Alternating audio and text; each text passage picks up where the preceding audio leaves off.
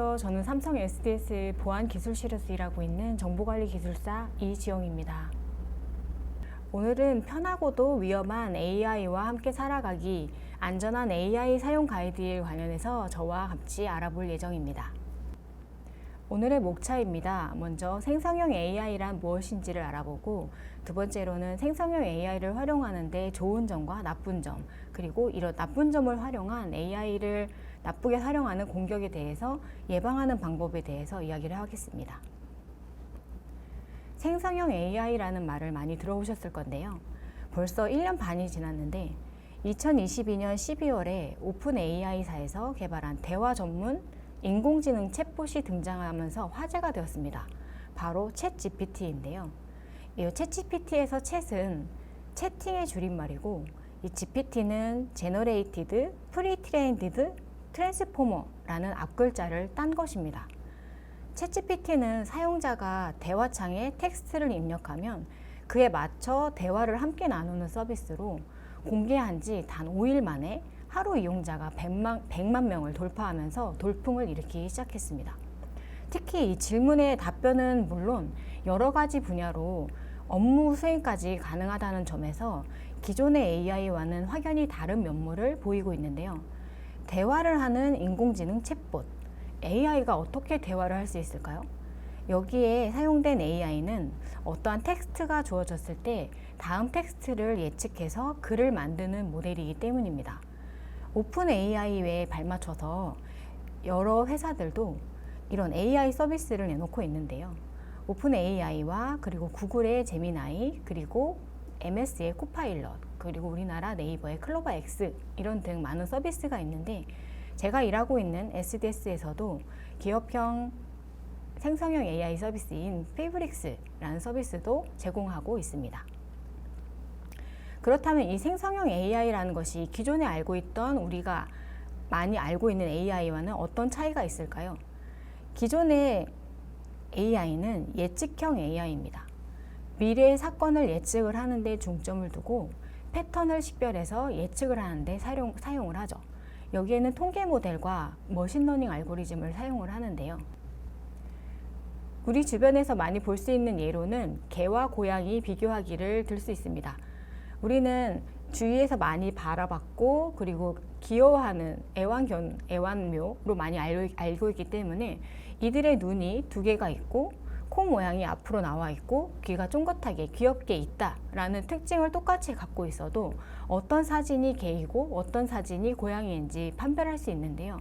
이런 특징점들을 머신러닝을, 기계를 학습시켜서 그 기계를 통해서 이런 구분하는 것을 어떻게 예측하게 하는가, 이런 데 사용되는 게 예측형 AI의 대표 모델이라고 볼 수 있습니다. 반면에 생성형 AI는 새로운 콘텐츠를 생성하는 데 중점을 둡니다. 사실적인 이미지와 기타 참신한 콘텐츠를 생성하는 데 활용을 많이 하는데요. 여기에는 뉴럴 네트워크와 머신러닝을 많이 사용을 합니다. 이 대표적인 생성형 AI 서비스인 달리 홈페이지에서 가져온 그림인데요. 이런 그림들을 사람이 아닌 이 기계가 어떤 이미지를 만들어줘 라고 요청을 했을 때 나오는 이미지들을 볼 수 있어요. 사람이 그린 것처럼 더 참신하고 창의적이고 예쁜 그림들을 많이 그릴 수 있다라는 것을 볼 수 있습니다. 지금 보신 것처럼 생성형 AI와 기존에 있는 AI의 차이점을 좀 확인하셨을까요? 생성형 AI는 그 활용 범위 또한 되게 다양한데요. 셰익스피어의 문체처럼 오늘의 기분을 표현하는 글을 써줘 라고 요청을 하면 그 관련된 글씨, 나의 기분과 그런 마음들을 이 셰익스피어의 문체처럼 해가지고 텍스트를 생성해내거나, 음성을 학습시켜서 나와 유사한 목소리로 책을 읽게 하거나, 이런 데 활용하는 것이 텍스트 생성과 음성의 생성의 활용이라고 볼 수 있고요. 이런 그림과 같이 말을 타고 있는 우주인을 그려줘 라고 해서 이미지를 생성하는 것, 이거는 달리라는 서비스로다가 그려진 그림인데요. 영상까지 생성할 수 있게 똑똑해졌습니다. 다음에 보여줄 수 있는 이 그림은 사용자가 검은색 자켓, 빨간색 긴 드레스, 검은색 부츠를 신은 멋진 여성이 네온 간판으로 가득한 일본 도쿄 거리를 자신감 있고 자연스럽게 걷는다라고 적으면 이 소라라는 인공지능이 그대로 영상을 만들어내는 것인데요. 이미 이것을 본 분들도 많이 계시겠지만 함께 같이 보면 이런 식으로 움직이는 영상을 인공지능이 만들어낸 것을 확인할 수 있습니다. 앞에서 보았듯이 생성형 AI의 능력은 그 활용 범위가 더 넓어지면서 매우 다양한 영역에서 활용이 될 수 있는데요. 자동 번역이라든지 아니면 서비스 데스크 같은 것들을 활용하는 콜센터를 챗봇으로 활용하는 것들, 그리고 창작을 지원하기 때문에 전에 나 혼자 산다라는 프로그램에서 자이언티라는 가수가 생성형 AI라는 앱을 가지고 대화를 하고 영감을 얻는 모습을 볼 수 있었을 텐데요. 그런 부분들이 이 생성형 AI를 활용한 분야라고 볼 수 있습니다. 그리고 예술 디자인, 그리고 광고 마케팅, 연구 개발 등의 생산적인 요소를 활용하는 것들에 좋은 활용을 할 수 있다라고 볼 수 있습니다.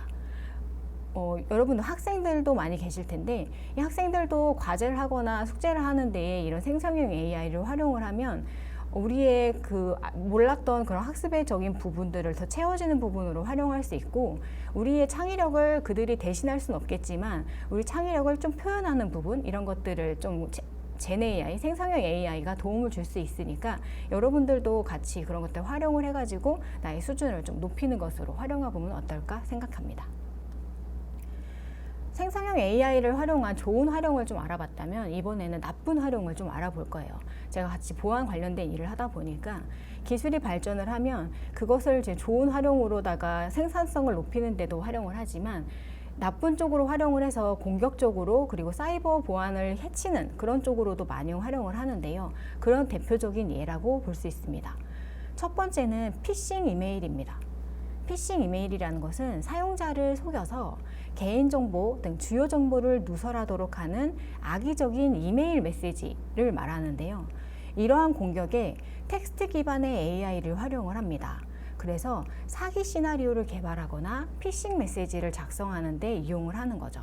그렇게 가짜 AI 사이트를 만들고 앱을 만들어서 사용자 그리고 피해자들에게 보내게 된 다음에 정보를 탈취하거나 금전을 편취하는 공격으로 활용이 되고 있는 겁니다. 얼마 전에 났던 기사의 헤드라인을 가져와 봤는데요. 챗GPT 등장 후에 사이버 보안의 빨간불 라고 해서 1분기에 피싱 메일이 4,151%나 증가를 했다고 합니다. 딥페이크 등 이용의 가능성도 높다라고 기사가 나왔었는데요. 기사의 상세 내용을 보면 12일 미국 보안기업 슬래시넥스트의 2024년 피싱 현황 보고서에 따르면 지난 1분기부터 올해 1분기까지 약 1년 동안 전 세계에서 악성 피싱 이메일이 856%나 증가를 했다.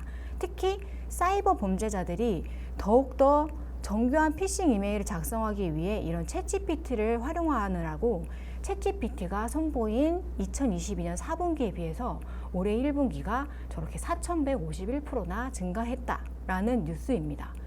친구가 보낸 것처럼, 혹은 내가 기다렸던 입사를 합격했다라는 소식, 혹은 운전을 하다 걸릴 법한 범칙금 등을 교묘하게 속여서 이런 위장하는 이메일들이 많이 증가하고 있으니까 우리도 같이 주의를 해야겠어요. 두 번째는 음성 피싱입니다. 음성 기반의 생성형 AI를 활용을 해서 우리를 속이려는 나쁜 활용인데요. 3, 4초의 음성 샘플을 가지고 85%에 일치하는 음성이 제작이 가능하고, 목소리를 조금 더 훈련을 시키면 95%나 가깝게 목소리를 따라할 수 있다라고 합니다. 남의 목소리를 흉내내는 것은 사실 옛날부터 개인기의 영역이었거든요. 유명한 가수의 노래를 비슷한 음색으로 따라하거나 아니면은 코미디언들이 모창을 하고 개그에 활용하는 것들, 이런 것들이 개인기를 갈고 닦는데 그분들이 많이 노력을 했을 텐데요. 생성형 AI 시대에는 이러한 노력이 없이 목소리를 따라할 수 있게 되는 거죠. 지난 8일에 딸의 전화번호로 걸려온 전화를 받았습니다. 엄마, 난데 큰일 났어. 친구의 보증을 서가지고 내가 이 보증을 섰는데 연락이 되지 않아서 내가 잡혀왔다. 이런 내용으로 전화가 긴급하게 온다라고 하면 엄마들 그리고 부모님들은 더 당황을 할 수밖에 없습니다. 그게 놀라서 그 A씨는 은행에 달려가서 전화통화를 하면서 현금을 인출을 했겠죠. 그거를 지켜보던 은행원이 약간 보이스피싱을 의심을 하면서 경찰에 연락을 하게 됐고, 그 도움이 필요한지를 물어서 이 해당 사실을 알고 경찰이 전화 한 통을 들린 그 딥보이스 이런 것들을 다 발견을 하면서 이것이 딸의 목소리가 아니라 딸의 목소리를 흉내낸 것이구나 라는 것을 알아내게 되고, 그럼으로써 이 범죄를 피해 막을 수 있었다라는 기사가 있었는데요. 그러면서 이런 유사범죄가 더 많이 반복될 수 있으니까 각별한 주의를 요한다라는 당부가 실린 기사가 있었습니다. 이게 글로벌 보안업체인 메가피라는 회사에서 23년 4월에 미국이랑 프랑스, 인도, 일본 등 9개 나라에서 성인 7,000명을 대상으로 설문조사를 했대요. 그 중에 10명 중에 1명 꼴로 AI 음성을 활용한 보이스 피싱을 전화를 받은 적이 있다. 그리고 그들 중에 77%는 실제 송금까지 했었다라는 발표를 했는데요. 어떻게 그렇게 속을 수가 있지? 나는 안 속을 것 같은데? 라고 생각을 하겠지만 실질적으로 막상 그런 전화를 받게 되면 깜빡 속아 넘어갈 만큼 이것들이 더 정교해지고 있다. 그러니까 우리도 이런 것들을 한 번 더 의심을 하면서 생활을 해야겠습니다. 세 번째의 나쁜 활용은 가짜뉴스입니다. 이것은 딥페이크라는 생성형 AI를 활용한 기술인데요. 원본의 이미지나 동영상, 그리고 이런 다양한 디지털 콘텐츠를 원본과 다른 가공 콘텐츠로 생성을 해서 사람들을 속이는 겁니다. 이 전 세계의 딥페이크 시도는 2023년에 전년 대비 31배가 증가를 했고요. 국내의 경우도 방송통신심의위원회에서 이 딥페이크 기술을 이용해서 유포한 허위 영상물들에 대해서 시정 요구를 의결을 했었던 거고요. 그리고 이것이 이전 대비 400%나 더 증가를 했다라고 합니다. 올해는 특히나 전 세계적으로 76개국에서 선거가 치러지는 슈퍼 선거의 해라고 합니다. 이 중에 세계의 관심이 집중되는 미국의 선거도 올해 일어나는데요. 이 대선에서도 인공지능을 활용한 이 딥페이크가 본격적으로 동원이 되면서 사상 최초의 선거가 되는 그런 딥페이크를 활용한 선거 홍보가 되는 그런 선거가 될 거라고 사람들이 예상을 하고 있어요. 이런 딥페이크를 활용을 하면 유권자들이 관심을 보이는 그런 부분들을 더 공략을 해서 홍보 비용을 좀 줄이면서 효율성을 더 높일 수 있기 때문에 많이 활용을 하게 되는데, 정치적인 양극화 그리고 혐오 등을 편승을 해서 네거티브한 이런 홍보가 확산이 되거나 선거 조작으로 이어질 수 있기 때문에 우려를 많이 하고 있습니다. 우리가 뉴스나 이런 데에서 많이 봤을 법한 미국 대통령이 체포되는 사진 혹은 경찰이 쫓기고 있는 사진들, 이런 부분들이 유포가 되면서 사람들을 많이 속이는 일들이 발생하고 있는 건 거죠. AI를 활용한 가짜 뉴스는 국가 시스템을 흔들 수도 있고, 그렇기 때문에 다각도로 대비가 더 많이 필요합니다. 허위 정보를 형성된 여론을 기반으로 잘못된 의사결정이 이뤄진다면 국익에 막대한 타격을 입을 수도 있기 때문이죠. 우리나라도 국무회의에서 이런 인공지능의 안정성과 신뢰성을 담은 새로운 디지털 질서 정립 추진 계획을 보고를 했습니다. 거기에는 여러 가지들을 포함을 하고 있는데, 이 딥페이크 가짜뉴스에 대한 대응하기 위한 관련 법령을 재개정하는 내용도 포함되고 있어요. 그래서 이렇게 AI를 통해서 만들어진 생성물에 워터마크를 표기를 하는 것을 의무화하거나 딥페이크 탐지 혹은 식별하는 기술을 추진하는 것이죠. 또 이 AI 저작권의 실무 그룹을 통해서 AI 학습을 이용한 저작물에 대해서 적정 이용 대가 산정 등을 연구를 해서 결과물을 통해 종합 분석한 다음에 관련된 제도 정비를 한다라고 합니다. 유엔 회원국들도 지난 21일 미국 뉴욕 유엔 본부에서 총회를 열고 AI의 안전한 사용에 관해서 국제적인 합의를 시급히 마련해야 된다라는 내용으로 결의를 만장일치로 채택했다라고 합니다. 국가에서 이렇게 사회적인 문제로 인식하는 것들에 대해서 제도의 정비 등을 담당을 하고 있지만, 우리는 우리대로의 대비와 예방을 해야 할 때인 거죠. 가짜뉴스 같은 경우에는 사람들이 자극적인 것을 좀 더 많이 요구를 하고 그런 성향에 맞춰서 타겟팅 해갖고 만들어지기 때문에 그런 뉴스 우리가 한번 마주치게 된다면 얘를 한 번 더 의심을 하면서 이게 진짜일까? 라는 마음가짐을 한 번 더 가져야겠습니다. 앞서 말씀드린 것처럼 이런 나쁜 활용에 대한 사례와 예방법을 한 번 더 정리를 해볼게요. 우리가 3가지 피싱 이메일 그리고 음성 피싱, 가짜 뉴스에 대해서 알아봤는데 첫 번째 피싱 이메일은 사용자가 잘못된 링크를 클릭을 하도록 유도해서 개인정보나 이런 주요 정보를 탈취하고 금전을 갈취하는 이런 데 활용이 되는 거였고, 얘를 예방하려면 이메일의 발신자가 믿을 수 있는 사람인지를 한 번 더 확인하고 의심스러운 링크나 첨부 파일을 클릭하지 않도록 주의하는 것이 예방법이라고 말씀드렸습니다. 음성 피싱은 은행의 직원인 것처럼 속여서 사용자의 금융정보를 요구하는 전화인데요. 이런 것들은 전화로 개인정보를 요구하면 반드시 공식 번호로 다시 전화를 걸어서 확인한다. 이 금융기관이나 이런 앱들을 보면 우리 금융기관은 개인정보를 이렇게 요청하지 않습니다 라는 것들을 항상 공식적으로 말해주는 것들이 이거를 주의하라는 우리에게 주는 노티라고 보시면 돼요. 가짜뉴스는 제작된 가짜 영상이나 이런 것들을 통해서 돈을 송금하게 하거나 기밀 정보를 유출하는 데 사용이 된다라고 했는데요. 중요한 사항은 꼭 다른 채널을 통해서 다각도로 확인을 해볼 필요가 있다라는 것을 예방법으로 말씀드리겠습니다. 여기까지 3가지를 이렇게 말씀드려본 내용 중에 우리가 퀴즈를 통해서 우리가 오늘 영상을 잘 보았는가 확인해 보도록 하겠습니다. 첫 번째 문제인데요. 저희가 생성형 AI 관련된 이야기를 하면서 다양한 기업이 이런 생성형 AI를 서비스를 하고 있는데 그 중에 삼성 SDS의 생성형 AI의 이름은 무엇이었을까요? 가 질문입니다. 앞에 여러 가지 서비스를 말씀을 드렸죠. 다시 답을 같이 보면 답변은 패브릭스라는 서비스였습니다. 이런 것들 좀 기억해 주세요.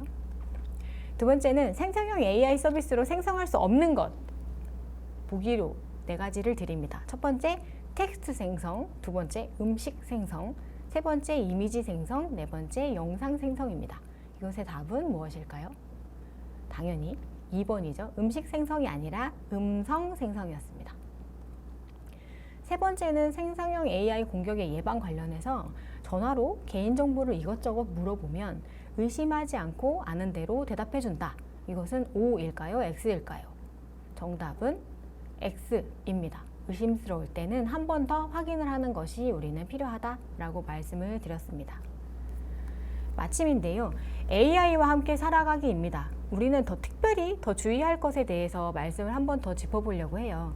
우리는 인지를 더 많이 하고 이런 성인이 되기 전에 그리고 어린 아이들도 많이 이런 AI 서비스, 그 디지털에 더 네이티브하게 다가가기 때문에 이런 AI로 인한 그런 공격에 의해서 더 순수한 마음으로 받아들일 수도 있는데 이런 부분들에 대해서 우리가 어떻게 주의해야 되는지에 대한 마지막 멘트입니다.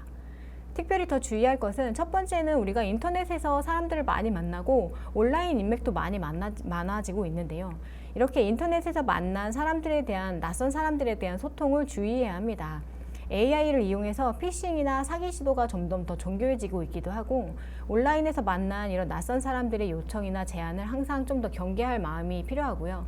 우리 어린이들이나 이런 학생들은 그런 일이 있을 때는 항상 부모님이나 선생님과 상의를 통해서 이런 부분들이 더 이렇게 이런 위험에 노출되지 않도록 하는 부분이 필요합니다. 그리고 두 번째는 이메일이나 문자 속에 있는 위험한 것들, 의심스러운 링크나 그런 것들을 다운로드하는 것을 금지해야 할 거예요.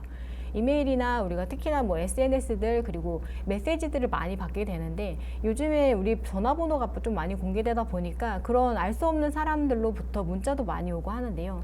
이런 것들을 클릭하거나 아니면 다운로드 하는 것들을 하지 않아야 이런 링크가 연결이 돼서 악성 코드나 피싱 사이트로 연결되는 것을 막을 수 있습니다. 세 번째는 우리가 좀 흔히 많이 접할 수 있는 이런 노출이 되는데요. 개인정보를 공유하는 것을 좀 더 주의해야 할 필요가 있습니다. SNS에 내 개인정보를 좀 최소화할 필요가 있는데요.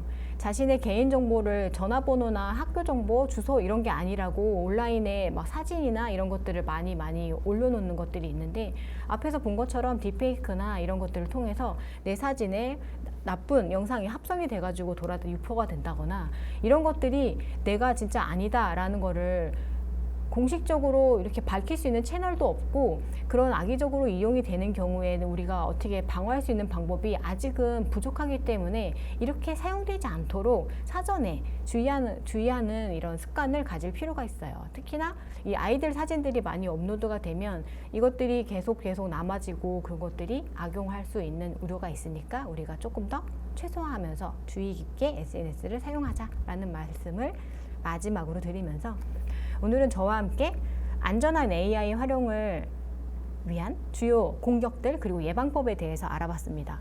우리를 편하게 해주기 위해서 개발되고 있는 발전하고 있는 AI 기술인데요. 그렇게 편한 만큼 편한 것들은 누리되 더 안전한 생활을 할 수 있도록 우리가 한 번 더 주의사항을 생각하면서 생활을 하셨으면 좋겠습니다. 시청해 주셔서 감사합니다.